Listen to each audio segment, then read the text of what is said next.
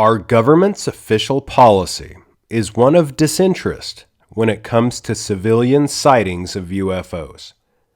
Then why does it devote taxpayer dollars to fund the world's biggest search for intelligent extraterrestrial life? On today's show, we are going to delve deeply into the book and the book series that I just read from. If you don't know Terry Lovelace, you must be living under a rock, because wow, have we got an amazing, amazing show ahead.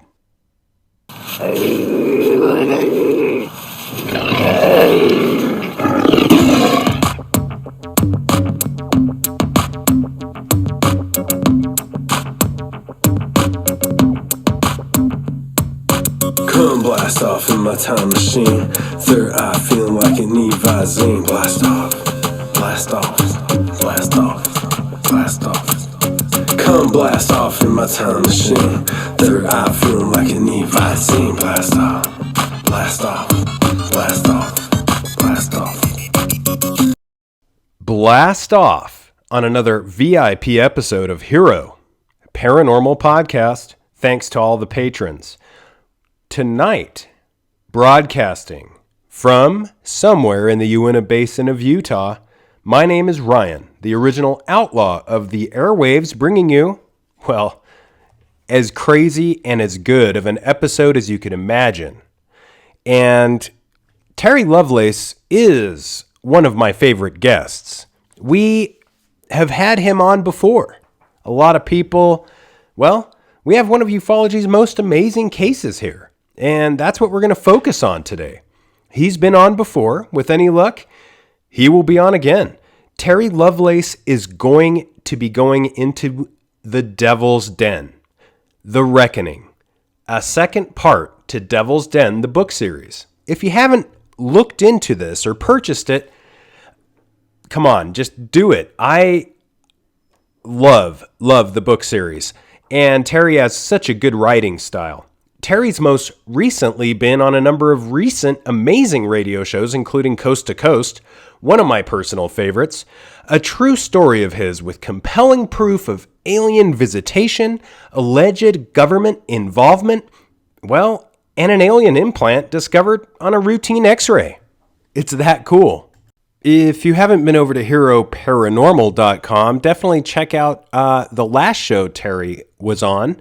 And it was a very good show. I think this one's going to be even better. Terry is a 6-year veteran of the United States Air Force. He has a bachelor's degree in psychology and a law degree from Western Michigan.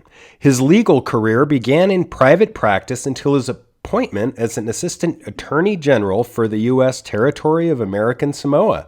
He also served as an assistant attorney general for the state of Vermont until his 2012 retirement. He and a friend were abducted from Devil's Den State Park in northwest Arkansas in June 1977 while they were both on active duty. For fear of losing his job and the respect of his peers, in the legal community especially, he waited until 2018 to publish Incident at Devil's Den, a #1 bestseller on Amazon with 460 plus reviews. His second book, Devil's Den, The Reckoning, was just published the week of Christmas 2020, so here we go.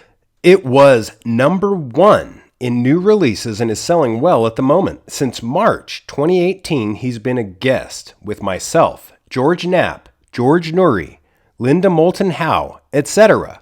He's spoken at UFO Congress, Contact in the Desert, Roswell, and is a speaker at the Ozark Digital Conference. That is set for April 2021. His story was featured on a Travel Channel episode of My Horror Story, which was originally aired November 2019. So these are all recent dates, big things happening with Devil's Den, The Reckoning, and Terry Lovelace. I can't be more excited to have him on again, and I'm stoked and very honored. Mr. Terry Lovelace, one of my heroes. It's been just 4 months since we've spoken, and I can't wait to speak again. How have you been? And welcome to the Hero Paranormal Podcast, my man. 7095 Terry, you there? Terry. Your keychain. I don't know what the hell a keychain is. I got a Mac. Are you a Mac user? Yeah, I'm a Mac user, and it's interesting you mentioned that because I got a strange error message that was kind of trying to import something that started with live. And I'd said, oh, heck no. So that's weird. Man, serious technical issues. Crazy. Yeah. Crazy. I was on, dig this, I was on with Whitley Strieber last Tuesday, a week ago today, I think. Yeah. And he was doing I did a podcast for him. It's going to air like the 29th. And we had this bizarre whining noise that just really screwed with us bad. And I thought, maybe I got a problem with my microphone or something. So we ended up switching from my Mac over to my iPhone, and things went fine for about 5 minutes, and then the noise came back.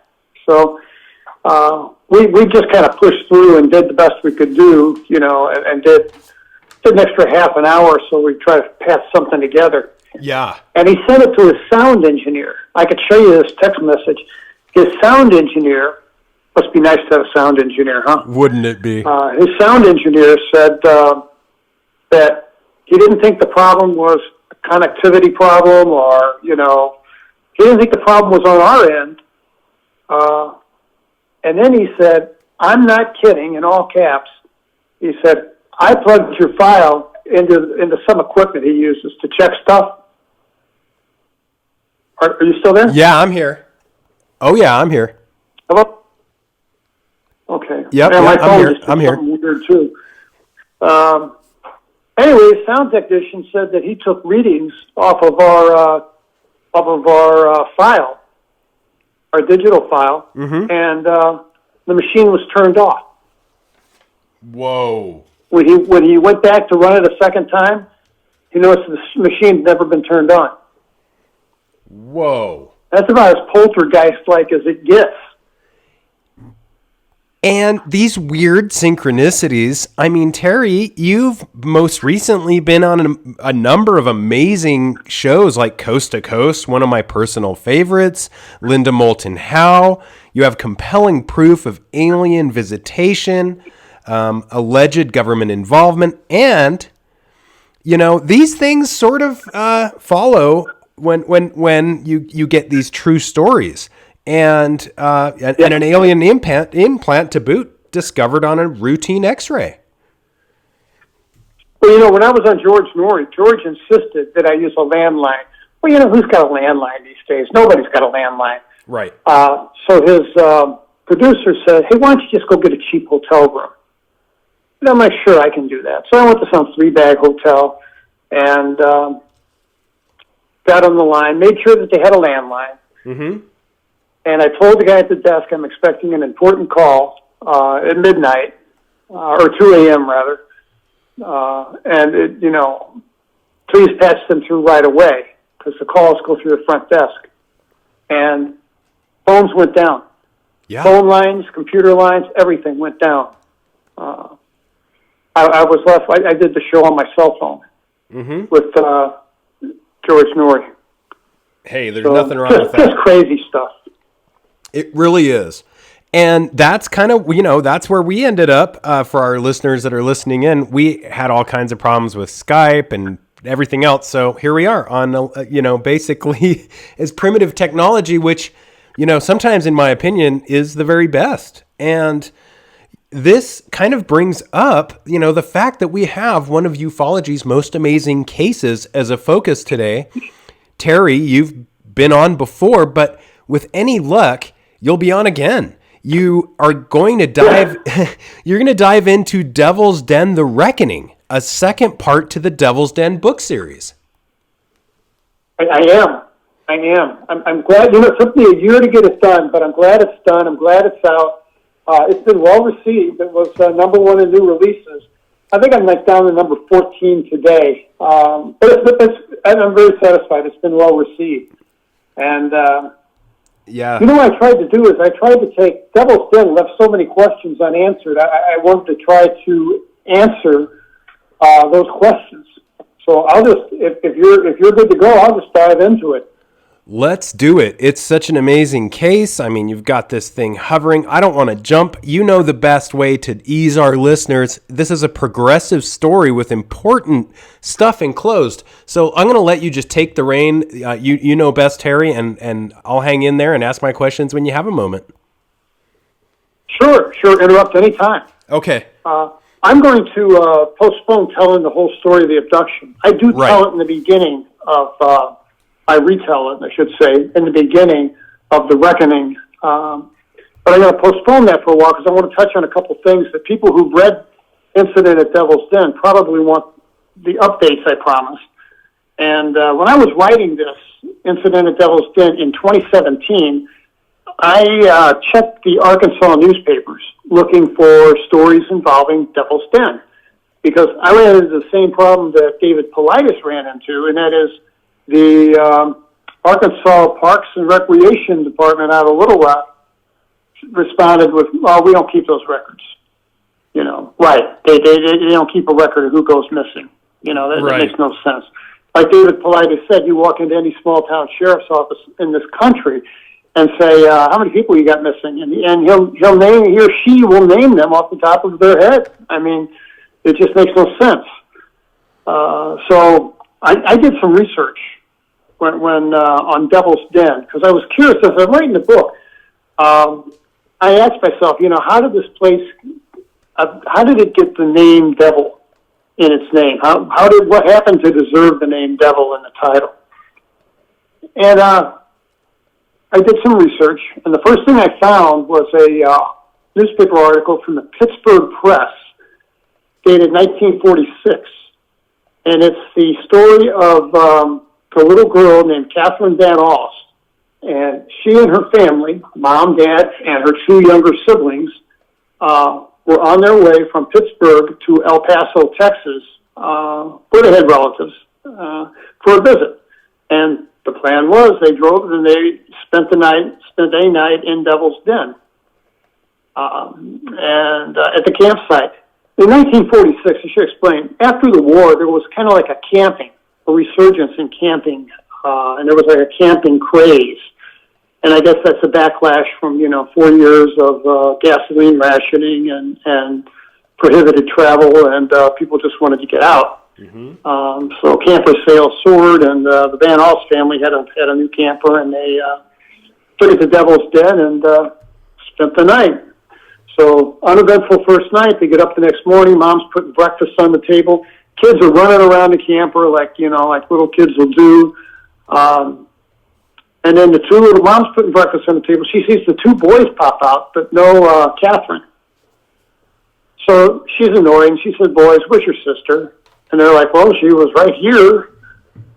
And then, Mom says, "Well, go find her." So boys take off, and they run, to the bathrooms, to the kiosks, to all the places you think she might have wandered off to. And no Catherine anywhere.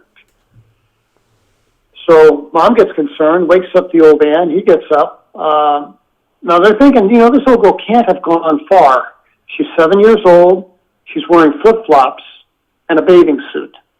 Wow. And if you step foot outside the campground into the forest, it's thick brush and rocky terrain. It's difficult going, with boots, much less flip-flops. So they get other campers involved, and by noon, they're worried, and they get the park rangers involved. And the park rangers take it very seriously, and they ordered a full-scale search.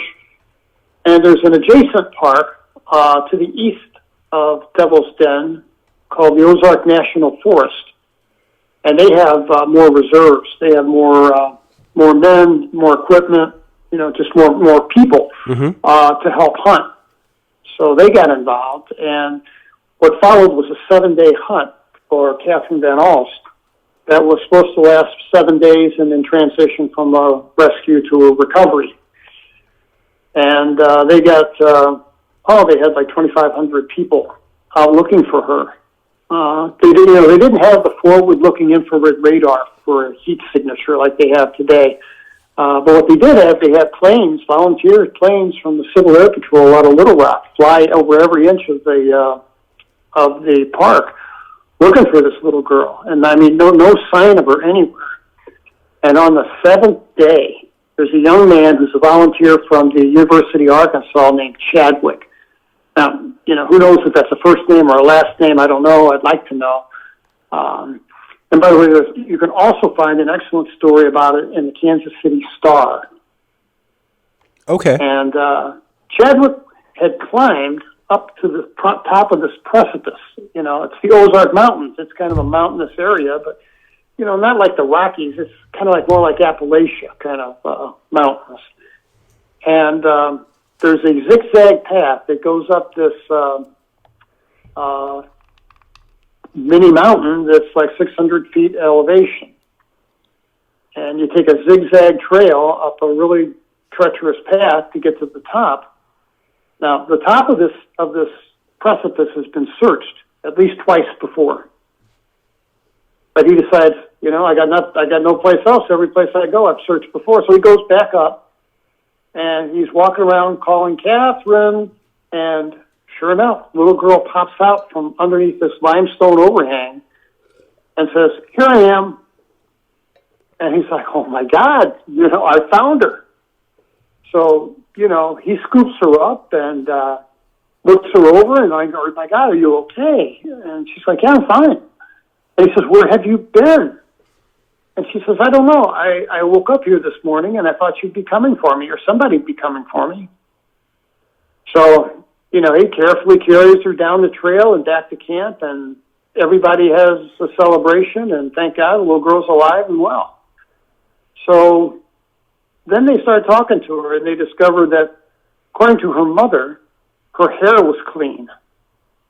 She had a few bug bites, and verified by she had a doctor look her over too, hadn't lost an ounce of weight, was well hydrated, despite the fact that on top of this precipice where she was found, there was no potable water anywhere. So she'd had nothing to drink. And she has no memory of what happened to her. And that's featured also, the story's also featured in David Paulides' book, Missing 411. It's the fourth volume in his Missing 411 series. And he talks about all the strange occurrences that happen in places that have the name Devil or Diablo in them. Devil's Lake, Devil's Glen, Devil's Tower. There's a slew of them. And statistically, he's a good statistician. He's a former law enforcement guy. He doesn't draw any conclusions. He just gathers facts and presents them. But there is a disproportionate amount of people that go missing. Hunters, hikers, campers, fishermen just vanish under weird circumstances if they're staying in a place with the word devil. So make of that what you may. But little Catherine Van Alst, I tried to find her as an adult. I mean, she'd have been up in years, but I'd like to have found her anyway. And that's an opportunity lost, because I'd sure like to know what her nightmares have been like for the last 40 years, Yeah. So, and then when I was writing Devil's Den in 2017, in early 2017, and I forget the month, I included the Arkansas Gazette links are in my book. A young lady named Monica Murphy, 28 years old, with children, visited the park by herself and fell or jumped to her death from like a 100-foot limestone cliff. And they ruled it as a homicide. The medical examiner ruled it as a homicide, and it got very little press. But it did make the Arkansas Gazette. That was in, like I said, it was earlier in 2017. Then in August of 2017, there was a young man, 32-year-old guy from Bartlesville, Oklahoma, who's visiting Devil's Den with a friend. They're walking he and his friend are walking the Butterfield Trail, which cuts across Devil's Den. It's named Butterfield Trail after the old stagecoach line. It was the first intercontinental stagecoach line. Ran right through the middle of the park, and the name Butterfield stuck. So they're all walking this like a Saturday afternoon. There's other people on the trail. The trail is paved. It's a very easy walk. And the two are walking along, and they're maybe a mile down the road, and suddenly Rodney Letterman has a like an asthma attack. And he asked his friend, will you run back and grab my inhaler? I left it back at the truck. So his friend said, yeah, sure, no worries. So friend runs back, grabs an inhaler, makes the run back, 20, 25 minutes, he's gone, gets back, and there's no Rodney Letterman anywhere. But there is a cell phone on the ground. Mm-hmm. And I don't know about you, but my cell phone doesn't leave my pocket or my hand. Never. You know, I'd never set it down anywhere and walk away, not intentionally. Nope. So he's thinking, well, maybe he just, went in the woods to relieve himself or something. And he's calling out his name, and he's kind of does a little search for about 15 minutes, and no Rodney Letterman. And he gets a little freaked out, gets a hold of the the park rangers, and said, my friend, he was having an asthma attack. I don't think he could have gone very far. And he just disappeared. So what followed was the biggest manhunt in Devil's Den of 2017. 2,500 searchers estimated. Now this time they had helicopters with forward-looking infrared radar looking for a heat signature. And the same, people from both parks departments aiding in the search. And they looked for 7 days and no Rodney Letterman. And it transitioned from a rescue to a recovery. And the search was scaled back to minimal. Now the Letterman family hired trackers and hired searchers to continue with the hunt for Rodney. And that went on till October. And, I mean, nothing. They found nothing. Not a shred of clothing, not a track, not anything. As a matter of fact, I talked to a deputy sheriff from the Russellville Police Department who was there. And he spoke to me under the condition of anonymity and said, yeah, we have trackers, we have track dogs, we have, bloodhounds that are trained for this kind of thing, and we use them all the time. So they brought the dogs in. The dogs got a scent off the phone, and according to him, they just sat down. And I said, well, I don't know anything about tracking dogs. What does that mean? And he says that the scent that was on the phone wasn't anywhere around. It wasn't, there was no scent of him walking away. It was just the phone. And I said again, well, what does that mean to you? And he says, well, he sure didn't go down. He sure didn't leave the area 360 degrees around where the phone was found. So that really kind of only leaves up. Wow. And that's his opinion. That Rodney went up. And at the time I published my book in March of 2018, I promised that if I get any updates regarding Rodney Letterman, I would let the readers know. So I did. What happened was, in March of 2019, there was a young couple walking the Butterfield Trail, and the woman saw this sitting on top of a log right off the trail in plain sight. I mean, anybody could see it. It wasn't hidden. Which means to me it was placed there intentionally by someone. Sure. She saw what she thought was an albino turtle. She says, is that an albino turtle? And her friend's like, I don't know what that is. And they walk over to it. He picks it up, and then once he's got it in his hand, he realizes what it is, and he drops it. And it's a human skull. It's just the top part of a human skull. And it's been bleached white by sunlight. And it was collected as evidence and sent to the medical examiner in Bartlesville, Oklahoma, who positively identified it through DNA evidence that it was indeed the top of Rodney Letterman's skull. And that's all they ever found of the guy.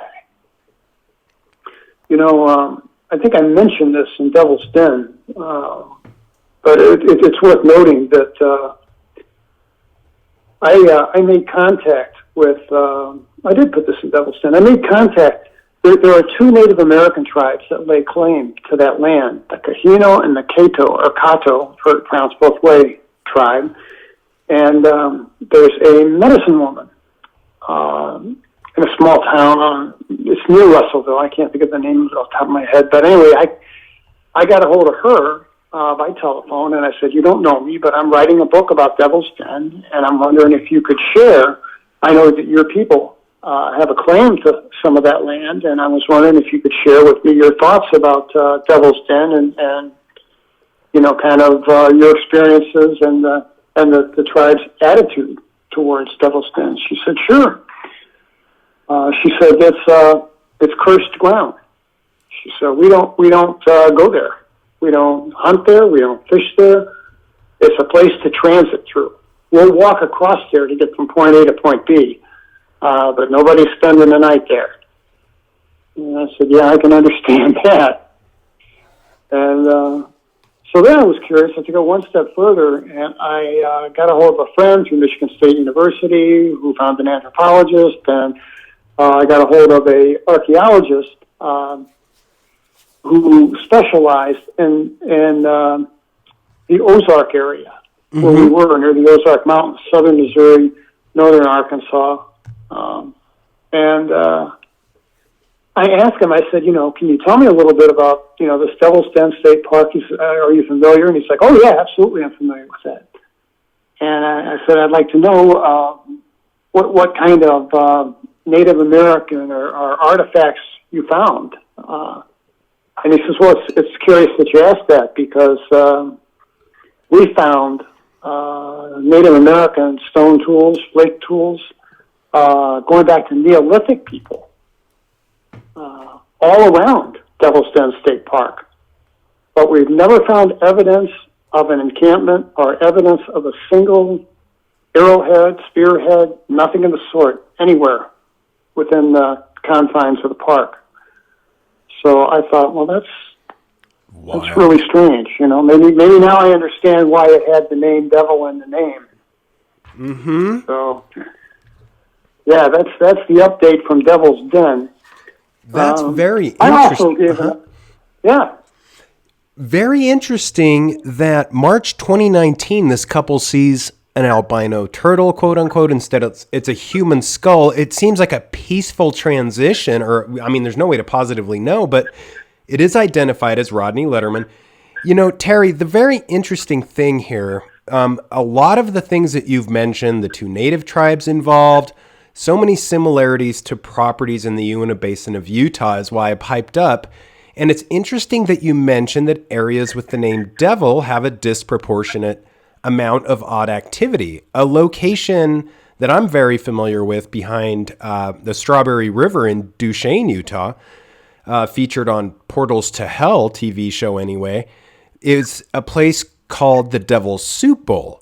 And I think it's interesting how you mentioned the way the place Devil's Den got its name, and it's eerily similar as far as little kids getting, strange, I don't know.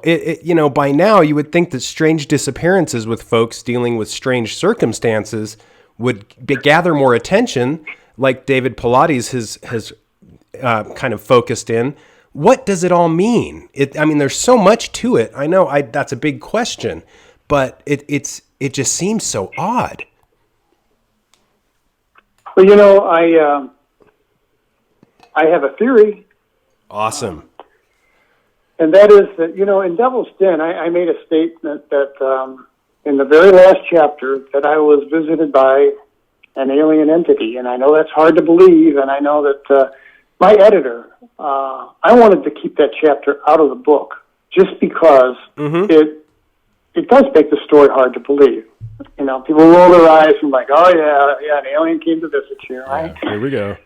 Well, that's fact. I had this conversation a week ago with Whitley Strieber, who's been visited. And, there are people out there that get in contact with, who have been contacted by alien beings. And I could name a slew of them, and a lot of them are well-respected people. Mm-hmm. So in October of 2017, I woke up in my living room. Now, I've never sleepwalked one day in my life. And I woke up in my living room, and I'm in my chair, and I open my eyes, and I'm like, how did I get here? And I glance over to my left, and the alarm is set. And then I see the cat, and the cat's just kind of chilling like cats do. But seated directly across from me, there was what I first took to be a petite Asian woman. And she was dressed in black. She had on like sturdy black nursing shoes with a high heel, sturdy kind of heel to compensate for her short stature. The blouse that she was wearing had extra long sleeves and with, 4 kind of ugly fingers sticking out. Mm-hmm. Like I said, she had on a black wig and black glasses, oversized black glasses. Now, at first glance, she could probably walk down the streets of Dallas and not draw a second look. But, when I looked at her closely, she did not look like a human being. And what was crazy was she looked familiar to me. Mm-hmm. So I won't, we don't have time for me to go into that whole story, other than to say that, I called her Betty when I wrote this incident at Devil's Den. Yep. On my notes that night, because when I first saw her, and I know this sounds goofy, but she had on this black wig was on her sideways. From a profile, she reminded me of Betty Rubble from the Flintstones. You're not gonna believe this, Terry, but it seemed as if somebody gurgled everything that you said. Is there any way that we could try to say that again? I apologize. What she appeared to be like? I sure can, and that's not the first time that's happened either. Yeah, I saw, and interrupt me if I go garbled again. You bet. And I saw seated directly across from me what I first took to be a petite Asian woman, dressed in black.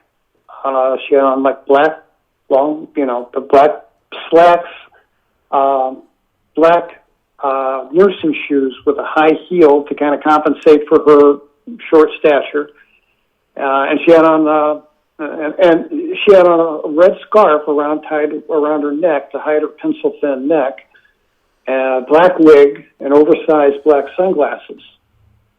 And I also mentioned that, if she walked down the streets of Dallas, I doubt if she'd draw a second look. But when I looked closely at her, and first of all, I want to mention, too, that, I'm not freaked out. I'm in that calm, kind of weird zone. Mm-hmm. And, normally if you wake up and you find a stranger in your house, male or female, there's a normal reaction. I didn't have a normal reaction. And this woman looked familiar to me. Mm-hmm. And I thought about calling for my wife, who was just down the hall. And I thought, you know what? No, they got that covered too. She's not going to hear me. Why waste the effort? But I can see the alarm panel. The alarm's set in the house. So I have no idea how she got in the house. Wow. And we had a telepathic conversation. And strange as that sounds, I recognized this woman. I called her Betty because with this black wig, she reminded me of the old Flintstone cartoons version of Betty Rubble. And but my thought was, and she read my thoughts, and my first thought was, I wish she'd take those glasses off because I wanted to see her face. And she took the glasses off, and as soon as she did that, I recognized her. And this is the same entity that I saw when I was a little kid. I mean, I'm talking like 4 to 7 years of age, when they would take me when I was a kid. And we would go to this like playroom, and there were other children there that I knew them in this playroom setting, but I didn't know them from school or recognize them from the neighborhood. I don't know who they were, but when we were there, we were friends. And there was probably a dozen of us.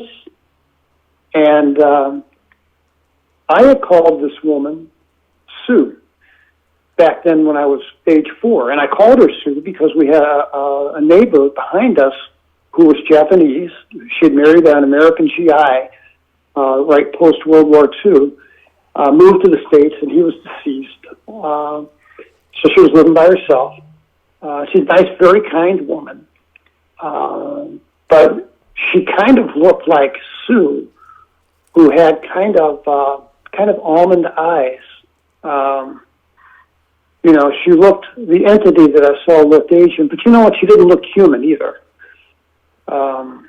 She had a bulbous back to her head. That's why in 2017, when I saw her, this wig was all set sideways because it was meant for a human head. It wasn't big enough to cover the bulbous back part of her head. Oops. It was bigger than a human head. Mm-hmm. Mm-hmm. And we carried on this mental telepathic communication that felt normal. It felt,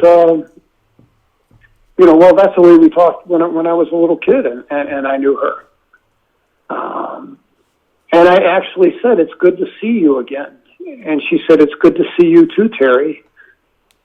And I was a little concerned because I'm on one hand I am scared to death, but I'm under their influence, so I'm feeling calm. But part of me knows that this could be potential danger. And I'm thinking to myself, what if she's here to take me away? What if, and my first thought was, my mind's an open book to her. What if I think of something that angers her? Or what if I think of something inappropriate? Right. God forbid. And, it's like if you had a classroom of fourth graders and you told them, okay, for the next 5 minutes, don't think about elephants. Whatever you do not think of an elephant. Well, these kids are going to be thinking of every kind of, image of an elephant you can think of, right? So I'm embarrassed to admit that, I had this flash of inappropriate thought, and I'm thinking, no, don't think that. No, don't go there. And I think I embarrassed her. And she gave me a strong message, politely, saying, "Terry, you can control your thoughts. She said, "Terry, you can keep some of your thoughts secret if you just try." Now, who knows? I don't know if she said that to placate me, or if it's true. It did help me to relax and focus. And we had a conversation. And I described in Incident at Devil's Den the content of those conversations. And I said there were a couple things that I didn't want to discuss. I didn't think it was appropriate to discuss at the time. And the reason for that is, there's just so much you can tell the public before, you reach a point that belies credulity and they scratch their heads and say, this can't be true. Mm-hmm. And I want people to know this stuff is real. That's important to me. So one of the things she said to me was, I mentally, telepathically asked the question, "Is this about the thing in my legs?" And she said, "Leg," and she said, "Yes." And I said, "Is my government involved in this?" And she said, "Yes." And she told me that sometime before my birth, now that's kind of vague. I was born in 1955, so that could have been any time, but she said, shortly before your birth, your president, Dwight D. Eisenhower, entered into an agreement with a group of entities from different regions of the universe that are in like a coalition. They're all together. And we signed an agreement with them. And she told me that we had two space programs. We had the shuttle program at the time that she said was the public face of the space program, but there was a second one that the public didn't know about. So, she confirmed for me that there was a secret space program, and she confirmed for me that I needed confirmation of that, but she confirmed for me that the United States government knew about these entities and was actually in a treaty and a signed agreement with them. Right. And she said that the aliens did not keep their agreement. And their agreement was that, according to her, that they could take X number of people from state and national forests and other places. But they demanded that they be given, the federal government could be given a list of those people that go missing because of their intervention that are taken. And but they had a limit on how many people they could take. And she says that in the 60s, they put that aside and just act as they want to act. And they take who they want to take, whenever they want to take it.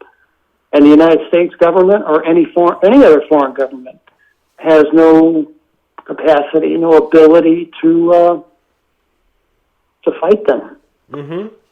And that matches, David Paulides, when he did this Missing 411 book, talked about the same effect, the same phenomenon happening in Canada and in Australia and in Europe. People going missing in amazing numbers and under just incredible circumstances. A string of people all walking together, and it's typically not somebody in the middle, but it's typically someone lagging behind or someone who is enthusiastic and maybe a little bit ahead of the group. Those are the people that tend to just vanish into thin air, which is a lesson for me. If you watch the nature shows, you see the wildebeest on the African plains, and who gets picked off by the hyenas and the lions? It's the stragglers and the outliers. That's right. So, be in the middle of the pack. There's safety there, and so those are amazing revelations to me. They're very amazing. But then I saw, and December 8th, I'm reading the Jerusalem Post online. I've got some friends in Tel Aviv, and I like to catch up on what's happening there. So, and it's a reputable newspaper.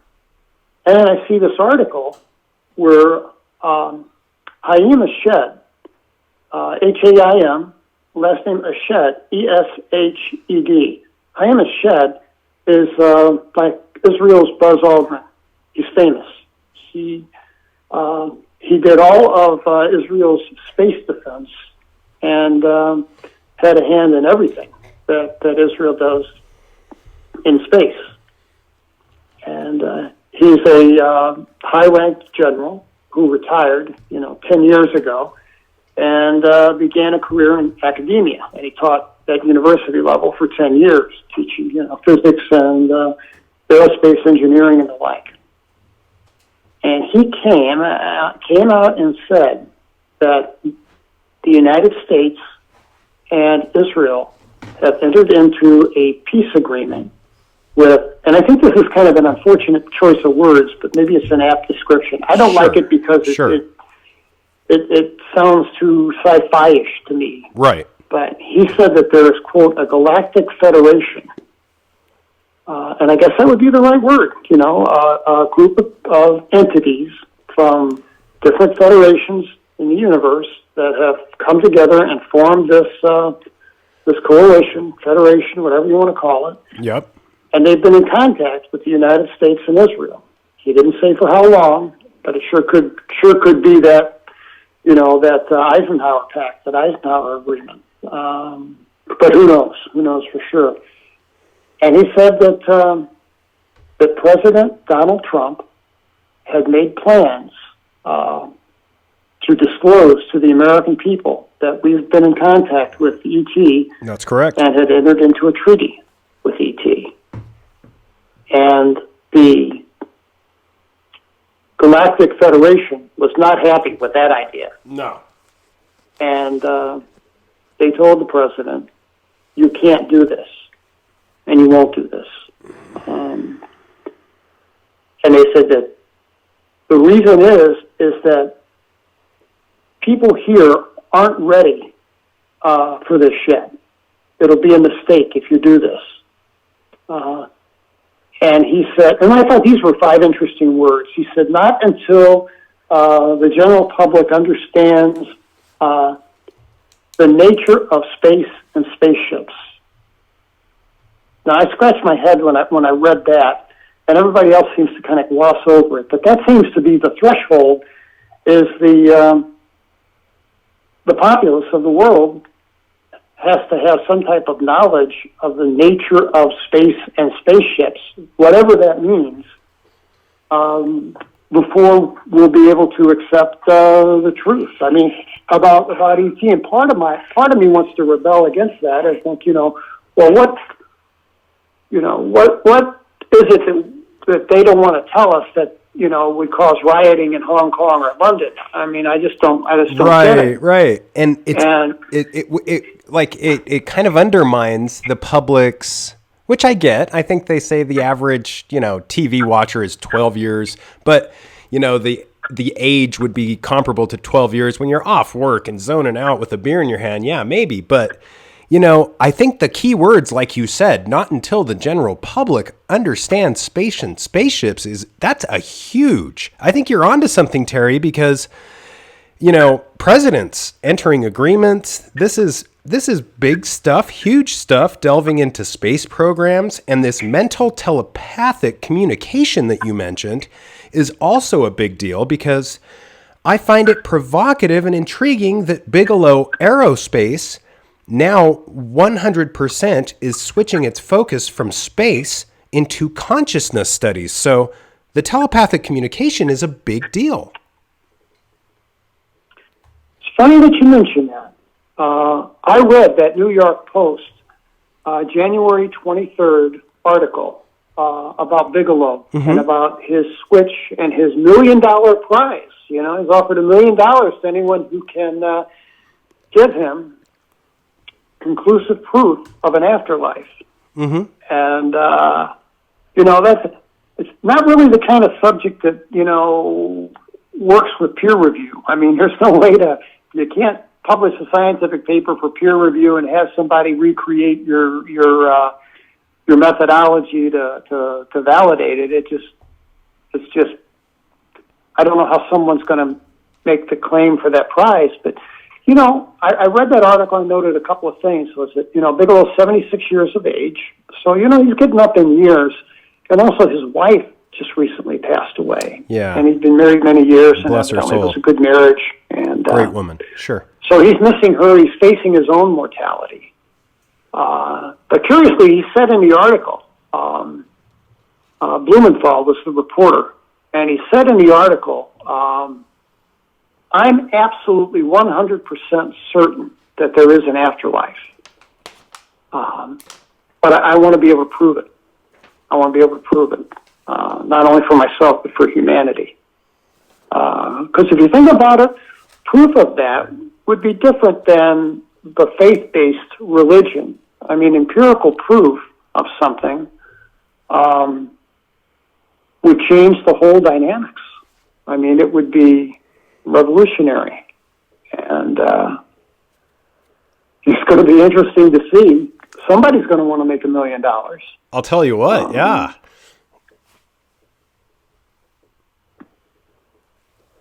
I just lost you. You there? I'm here, and I do think you're right. I think the money aspect is definitely a way to. It's an intriguing way to light the fire under some of the greatest minds, and I think that this recent Leslie Kean studies into the afterlife, it is strange activity, and it appears that a multitude of studies are kind of showing that there's certain people who have a greater ability to connect to these others who may have keys and tidbits and breadcrumbs, so to speak, about the afterlife. And I mean, wow, your experience with 1,000 of you back when you were 4 years old, I find it so amazing that there is some entity that would take you when you were a kid, and these almond eyes are very telling, aren't they, Terry? Yes. I think they're very telling as to the strange activity, and they're reported quite often. Yes. Yes, I'm glad you mentioned Leslie's book, or her current Netflix series. Leslie's a friend of mine. She pronounces her name Kane for some reason. But oh, I apologize. It's Kane. But anyway, she wrote a book called Surviving Death. And it is about the most comprehensive book I've ever read.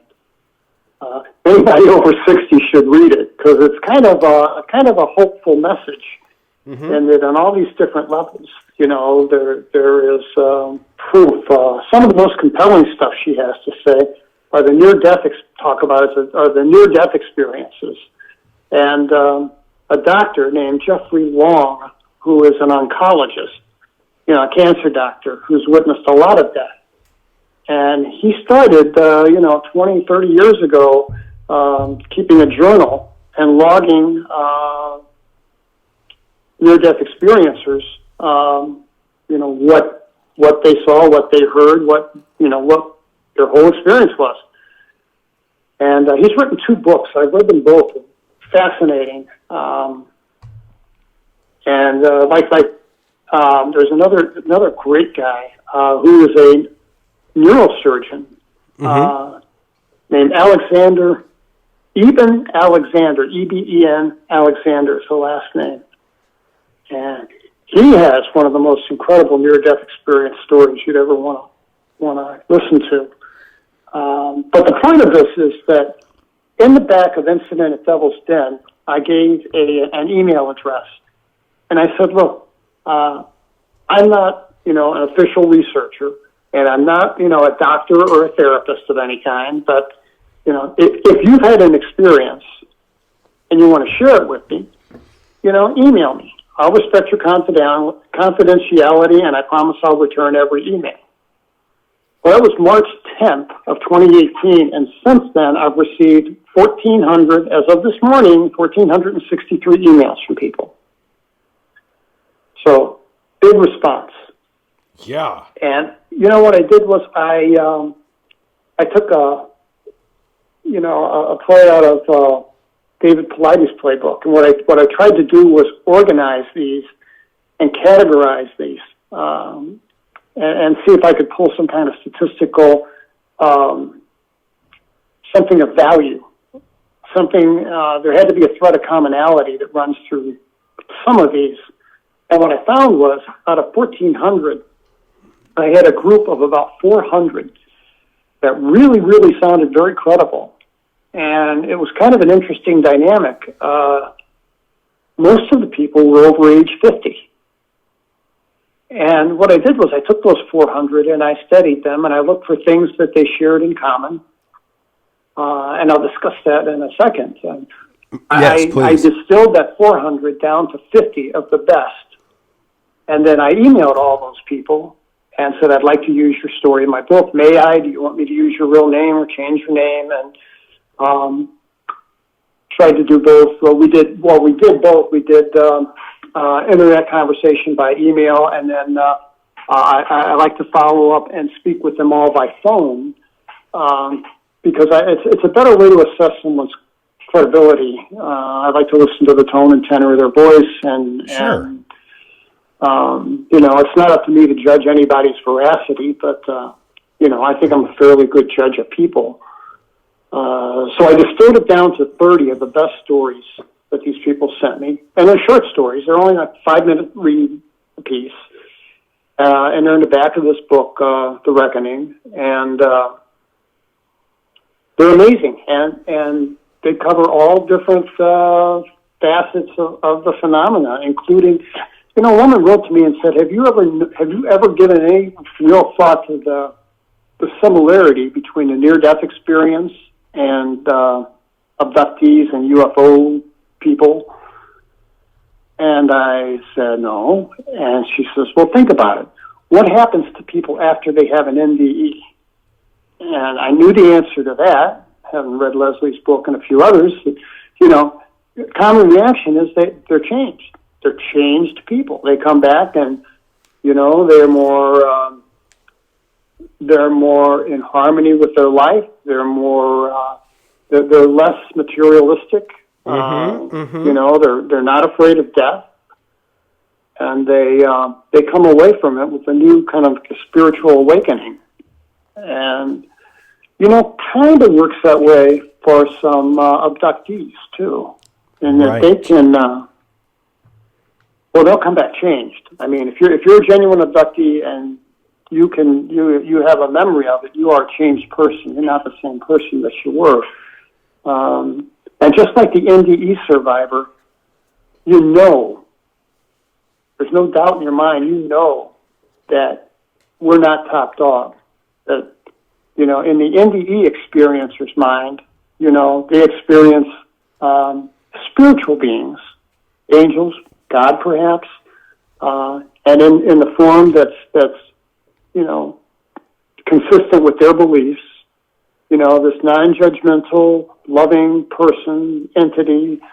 And, you know, a lot of times people have UFO or abduction experiences and come out of it with a very positive perspective that changes their life. That's right. Great example is a young woman by the name of Sev Tak, S-E-V, and her last name is T-O-K. And that's not a pen name; it's her real name. She's Turkish, and she wrote an excellent book. I got it right here. And she, like me, had actual physical evidence in the form of some strange injuries. Her book is called "You Have the Right to Talk to Aliens," which is kind of funny, but great book title. Her experience with ET was a very positive one and changed her life for the better. And it's kind of a paradox in that some people have an experience with ET and come out of it for the better, and some people have an experience with ET and their life falls apart. You know, my friend Toby slid into alcoholism, and that's right. You know, he went from being a very bright kid to, you know, to not having such a good life. Very common in this field. I found that to be kind of common, and I wonder why. Let me, if we have time, I'd like to tell you just share a couple of those stories with you. I would love that. I was going to ask you the same thing. Yeah, let's do, for sure. That'd be great, Terry. The first one I did was a 76-year-old woman from Henderson, Nevada. Now, you know, 76-year-old women don't wake up one morning and say, you know what, I think I'm going to make up a fairy tale. You know, I read this book. I think I'm going to pull this guy's leg. You know, I don't think that happens, or it didn't happen in this case. She sent me an email and said, look, I'm 76 years old. My husband and I had an experience in 1968 that I just can't reconcile. And her husband passed away in 1983. So she's the only surviving witness.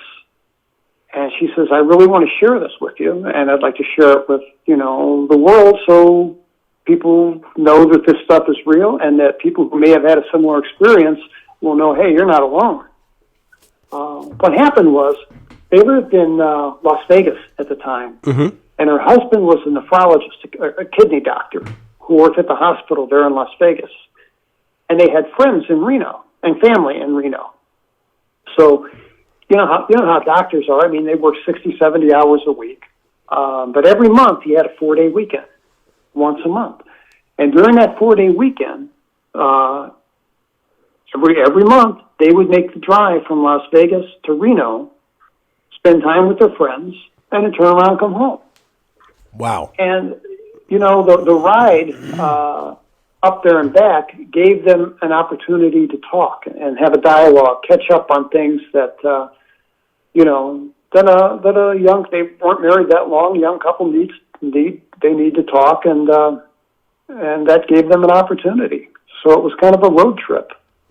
Exactly. They always stopped at the little town of Tunapa. Oh, and wow. she said that Tunapa is about the halfway mark, marked about the halfway mark to Reno. She said there was a restaurant there called the Stagecoach.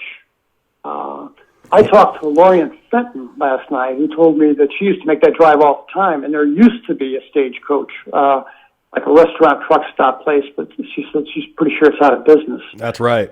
But that's where they stopped. Every trip that they made, they would stop there and eat and you know, fill the car up with gas.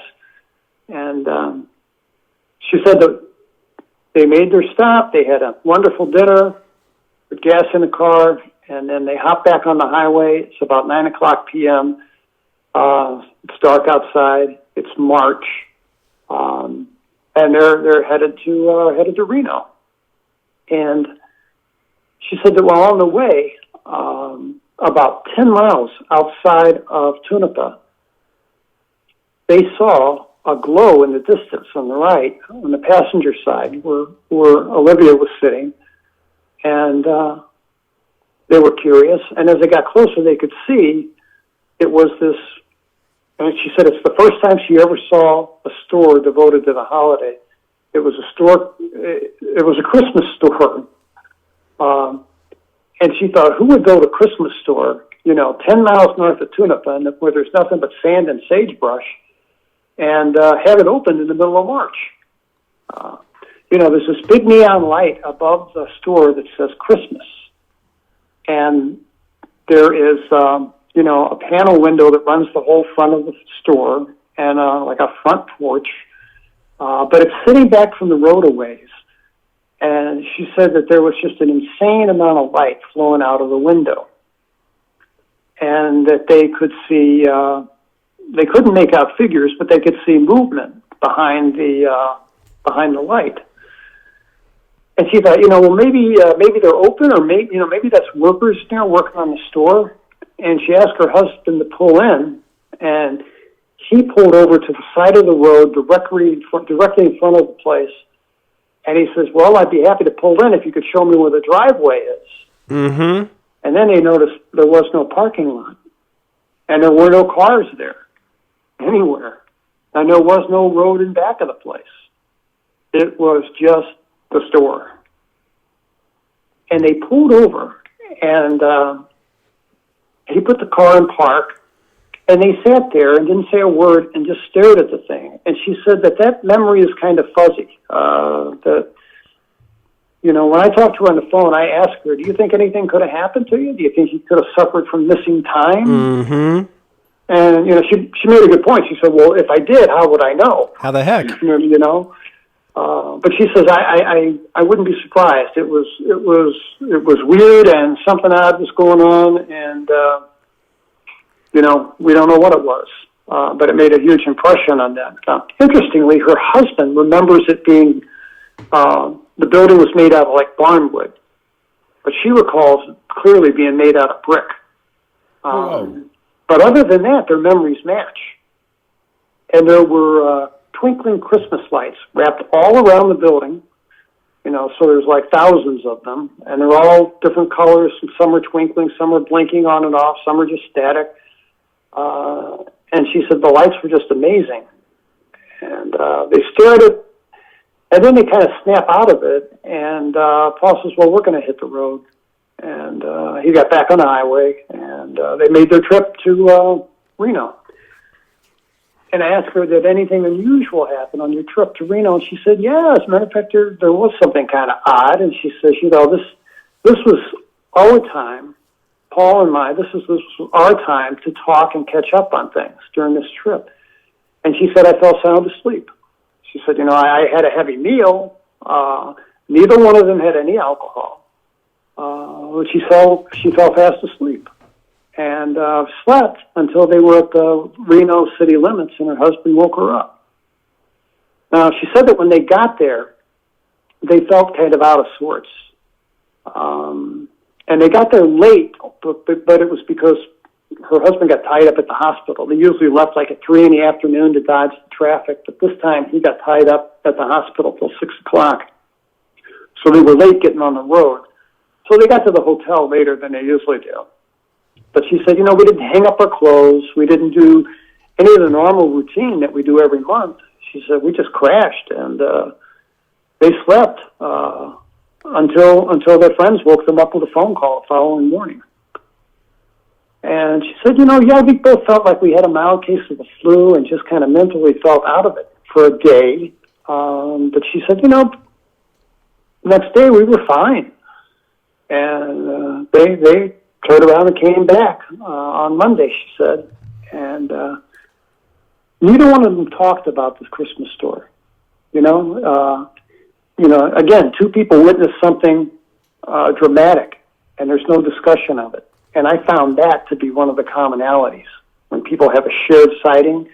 Just like my friend Toby and I. We witnessed this insane event. And normally when two people go through a traumatic, insane event, they can't wait to get together and debrief. I mean, you want to talk about it. Yeah. You want to search for validation. Did you see what I saw? And can you believe that this happened? But no, there was none of that with Toby and I. The only thing that we really talked about was we made a pact that we would not admit that we saw a flying saucer, saw a UFO the size of a Walmart, because we knew the consequences. In 1977, when you're on active duty, we were afraid that we'd be, sent off for a psych evaluation and, maybe discharged for medical reasons. Bad things could happen. So we agreed, but we wanted to tell the truth. The truth was important to us. So we decided that what we would tell them is that we went to bed feeling kind of out of sorts and woke up the next morning sick as dogs. That's true. We just kind of left out the part about, seeing a UFO size of a Walmart, and being taken into it. It's such a wild... Told me, oh, yeah, go ahead.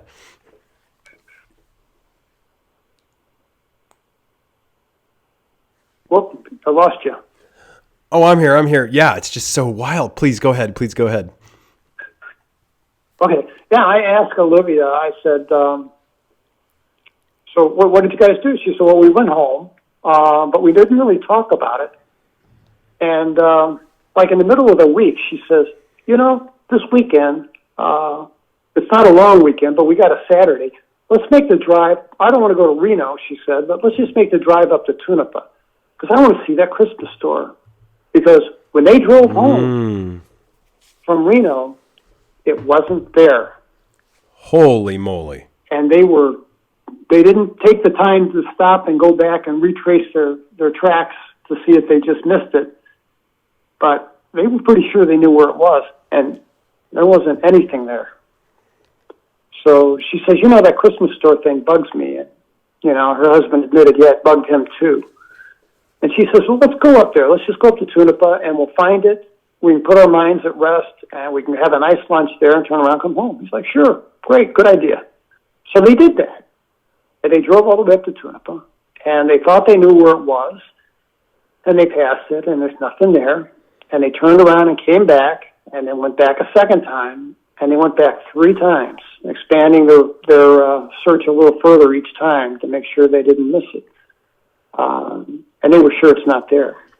So, and that was hard for them to process. And so they went to the Stagecoach restaurant, and they asked the hostess there. They said, "Well, when did the city get a Christmas store?" And the hostess said, "I don't know anything about a Christmas store." And Olivia says, "Well, we saw one. We're sure we saw one north of town." And she says, "I don't know anything about that. But, the guy that owns the business, his name is Mr. Yang, and he is here. He happens to be the president of the Chamber of Commerce. Why don't I have him talk to you? If there's anything new business-wise in Tonopah, he's going to know about it." So I said, "Yeah, that'd be nice." So they sit down there enjoying their meal, and Mr. Yang stops by, and he's very gracious, and they invite him to join them. And he gives them a brief history of the town, and then they tell them their story about the Christmas store that was there and then wasn't there. And she said he looked confused, and he said, "Look, if there were a new business in Tonopah, I would know about it. Even if it's 10 miles outside city limits, believe me, I'd know about it." And he says, "I don't know of any construction made or any construction even pending." And that was kind of when the reality hit home. They encountered something. It might involve some kind of influence from a non-human source. Sure. Her words. And I asked her, I said, "What did this disturb your sleep?" And she said, "Oh, yeah." Yeah, she said. She admitted to having nightmares about it. And I asked her to describe them, tell me what happened, something scary. And she's like, no, it's odd because it's frightening, but it's not scary. I don't know why it frightens me so. She said that she has dreams about the Christmas store and the shadows in the background. And when she dreams about these shadows, she says she just flips out. It's just too much. And she wakes up screaming. And she said she has one or two of those a year, about the same frequency that I had mine. Sure. And she said that Paul refused to talk about it. Her husband refused to talk about it. Even when he got ill and died of cancer in 1983. And but even like on his deathbed, he did not want to talk about that. We're not talking about Tunica. He would have nightmares too, but he would never tell her about his dreams. And the topic was just off the table for discussion. Wow. And she found that curious too. Right. So that's Olivia's story. And like I said, 83-year-old woman I don't think would make up a fairy tale. So I think her story is very credible. And, they're credible observers, too. He's an MD. She had some type of humanities degree, but she had a 4-year degree, so she was an educated woman. Neither one of them had problems with vision. Neither one of them had any alcohol or took any kind of medication. So they were qualified observers. And, she was insistent. We knew what we saw. So, cool story. It is amazing. And another one. Oh, yeah, please. Yeah, I was going to ask, is there any other ones you could share with us? Yeah. This is probably my second favorite. I was an assistant attorney general for the state of Vermont, and I lived in Montpelier, which is the capital, kind of the center of the state. But Vermont's main area, business and commercial and everything else, is where the college is, UVM, in Burlington, on the west side near the lake. And so I got a email from this guy. He said, I know that you were with the AG's office. He said, I'm from Burlington, born and raised. He said that he'd been a Navy pilot and had his dream was to become a commercial airline pilot. That was his chosen career. And while he was in the Navy, after 4 years or so, he said I think he owed them 6 years. So it must have been RLTC or something. I don't know. But he owed them 6 years, and 4 years into his career in the Navy, he came down with some vision problems.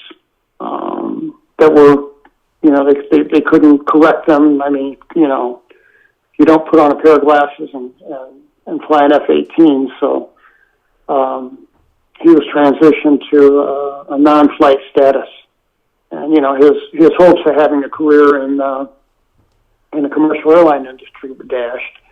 So he got out of the Navy, and he and his wife bought a small business in Burlington. And ran that, and it was great. They had a happy life. They made decent living, and he was mid-50s, I believe. I'm going from memory, and this happened, I think, in 2014. And he and his wife had gone out for dinner, and had a nice dinner with friends. They each had a glass of wine. Granted, he had vision problems, but, he could still drive a car. He could still put on glasses and read a newspaper. And there was nothing wrong with his wife's vision. And, they swear they had no more than one glass of wine. Didn't take any medication that would interfere with their cognition or their eyesight.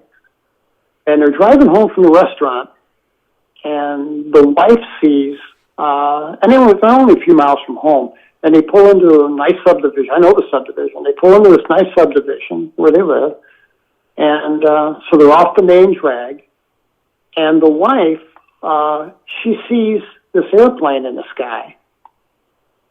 And she's like, hey, check that out. That airplane, it doesn't look like it's moving. So he pulled the car around, because he couldn't see it from where he was, to orient it so that this plane was within sight of their windshield, so they both could see it at the same time. And he knew airplanes. You know, he if it flew, he knew about it. And he said he was shocked to see that it was what he called an old school 727.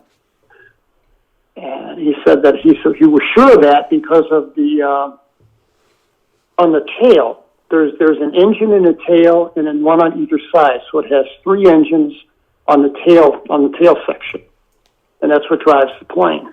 Mm-hmm. And he said he was sure that, you know, since the mid '80s that they'd been out of service. There were none flying in the United States. Right. Now, again, kind of a common theme that I've seen again and again is that the inside of the plane, it's like all the shades are up and there's light pouring out of every window, including the cockpit. All of the appropriate lights are on. And now they're near an airport. There's an airport there in Burlington, and the main airport. And they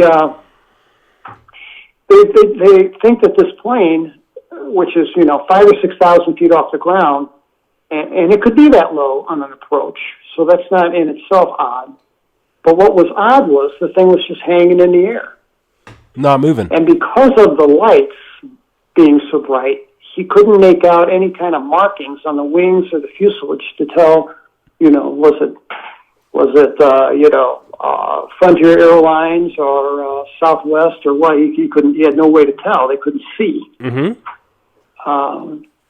But he this plane was moving so slowly that it would be well below stall speed. And he said his words were, it should have fallen out of the sky like a duck full of buckshot. Ooh. And I said, okay. And again, we spoke on the phone.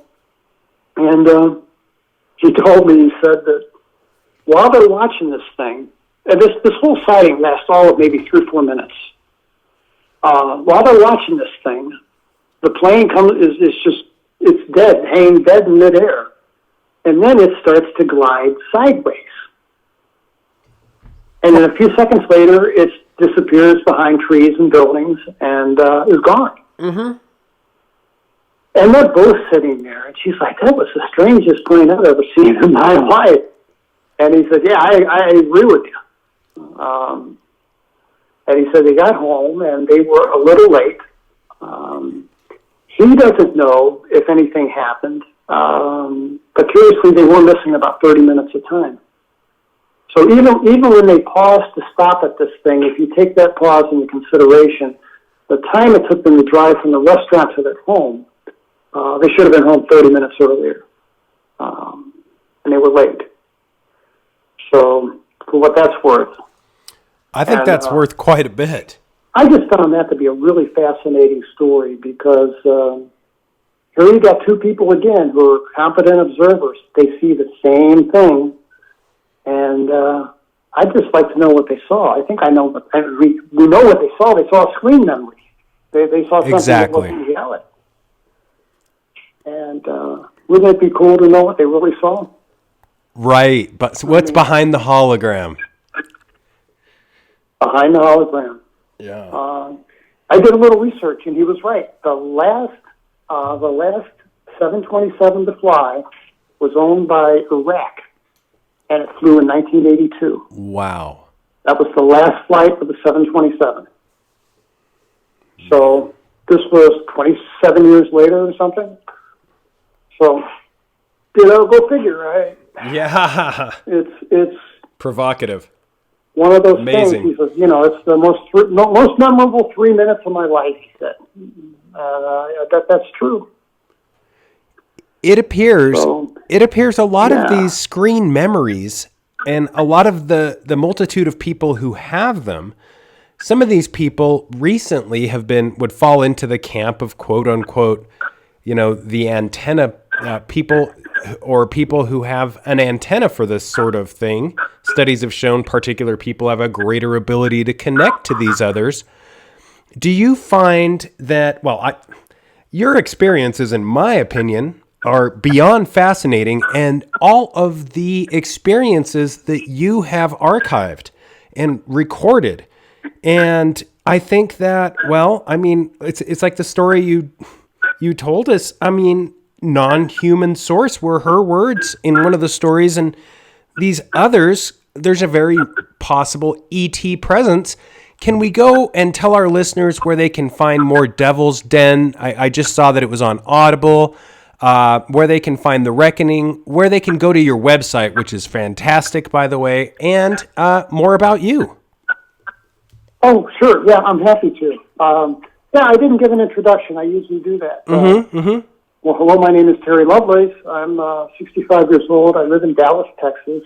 I retired early from the state of Vermont. I was state's attorney there, worked on their board of medical practice. I got out of high school in 1973 and spent the next 6 years in the United States Air Force until 1979.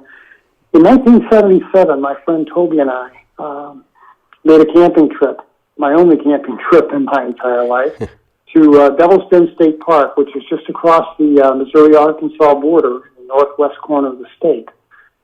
And my friend and I were abducted. And,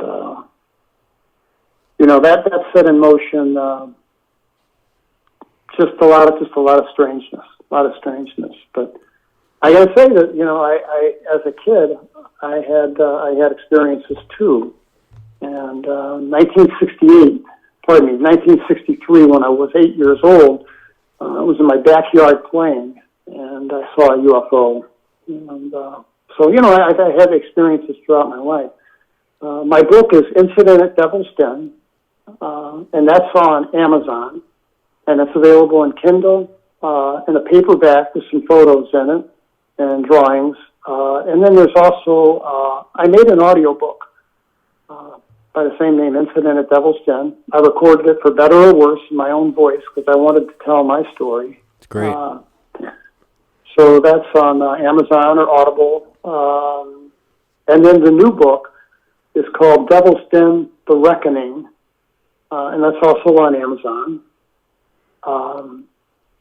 in paperback and Kindle. And I cut the price of the Kindle in half. It's $4.99. I haven't made an audiobook yet because I'm not sure it's safe to go to the studio, to be honest with you. Mm-hmm. But I am going to do that someday. And my website is terrylovelace.com. You're welcome to email me if you have any questions. My email address is terrylovelace@yahoo.com. I answer every email, so you're more than welcome to contact me. I have a Facebook page under Incident at Devil's Den, another one under Terry Lovelace, and another one under Devil's Den Radio, because a friend, Erin Montgomery, who's also an experiencer, she and I, we're gonna start a channel on KGRA or KCOR or do a podcast or something. But we, I've been telling the story and sharing it with people, and I kind of like, after compiling these stories, I kind of like to be on the other side of the mic. Mm-hmm. So yeah. We're going to give that a try. Very cool. I think that's a great idea. I can't think of anything better than that, to be honest, Terry, because you have such a good way of explaining everything to everyone, and it's so amazing how you've archived everything, your stories spanning from when you were a child, and by far your experiences are beyond fascinating. Everybody really needs to purchase both books, in my opinion, a blue and a red one. So blue pill or red pill, there's your great stuff, Terry. I can't wait to have you on again. And your website is you're so for real. Your website's so great. Thanks so much. Be blessed. And I hope to talk to you soon, my man. You bet. Take care, Ryan. Look forward to talking to you next time. Take care. Okay. Have a great one. Bye-bye. There it is, ladies and gentlemen. The man behind what seems like a, multi-decade plan. We're talking presidents entering agreements. This is huge stuff. delving into space programs, mental telepathic communication, big deals that are provocative, intriguing, and the telepathic communication that Terry outlines in his book is a big deal. I find his experiences are very conducive to someone who has this ability to kind of know what's going on. And I'm glad that Terry is not too above himself to actually share what his theories are. A lot of people are vague and don't know, and they're too scared to walk out on a limb and say, hey, I don't know, but if I were to guess, it might be this. That's a big deal, especially coming from someone like Terry Lovelace. Please support him, support his website, and support his literature. What he's done is nothing short of amazing. Can't wait to have him on again someday. Until next time, keep your eyes to the skies, feet on the ground, but don't forget to take a look around.